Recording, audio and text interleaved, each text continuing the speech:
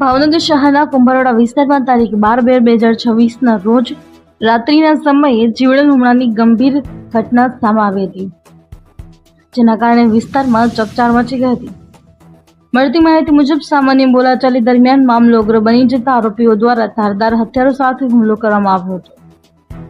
સંજય ઉર્ફે સાંગુ ભરતભાઈ ડાભી ઉપર રાહુલ ઉર્ફે ઢીલ તેમજ તેમનો ભાઈ સુનિલ ઉર્ફે સંજય તેમજ અનિલ રાઠોડ દ્વારા તલવાર ધારિયા અને છરી જેવા હથિયારો વડે હુમલો કરાયો હતો. હુમલા બાદ સંજય ઉર્ફે સાંગુ જમીન પર લોહી લુહાણ હાલતમાં પડી ગયા હોય, માથા અને મોઢાના ભાગે ગંભીર ઇજાઓ થતા આસપાસના લોકોમાં ભયનો માહોલ સર્જાયો હતો.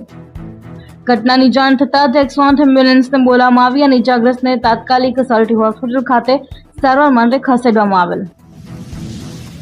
ઘટનાની માહિતી મળતા જ મોટરા પોલીસ સ્થળ પર પહોંચી તપાસ શરૂ કરી અને ફરિયાદના આધારે આરોપીઓની શોધખોળ હાથ ધરી હતી.